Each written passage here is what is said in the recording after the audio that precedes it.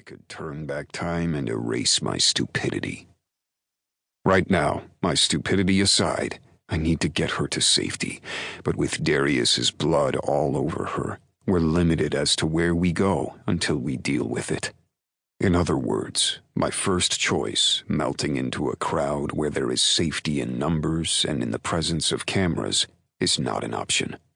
We're left with the path of least resistance, the one that won't have people gaping, favoring the shadows and back alleyways, which is not the fastest or by far the most public.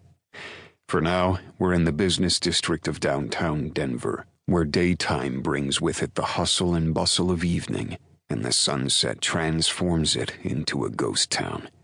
A place where anyone who moves is an easy target. A place where I once again have to allow her to be a target. Men like the one who killed Jake and threatened Anna devour fools who allow themselves to be easy marks. He's going to hope we're fools and send a team in this direction. He's the one acting a fool by thinking for 1 second I'd work for him.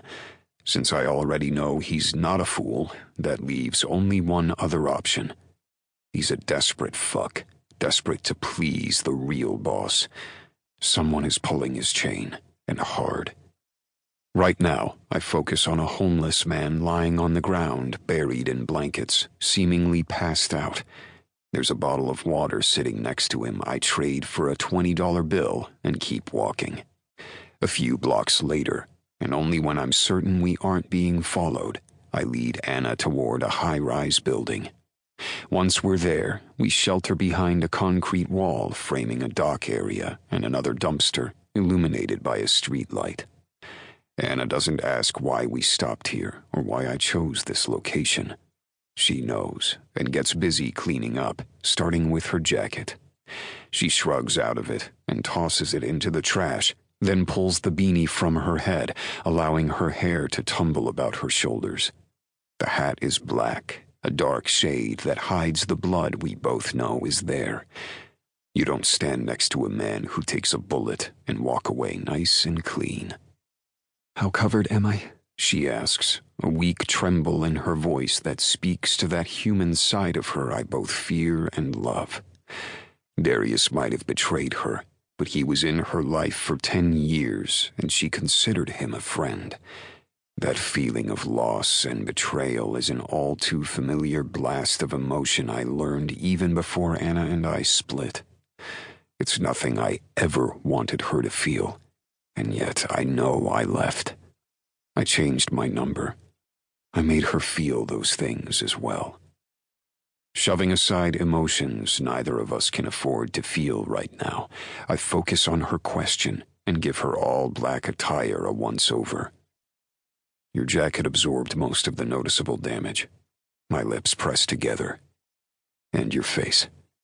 "Of course it did," she says tightly, lifting her chin to present her face for cleanup. On some level, this moment represents more than necessity. It's about inherent trust and intimacy. It's about us and all the ways we've been bloodied up by the past and the present. I open the bottle of water and pour some on the hat before I start cleaning her up, working to remove the battle scars, as I prefer to think of Darius's blood right now. "Was it the same guy who killed Jake on the phone?" It was. "And you promised him what?"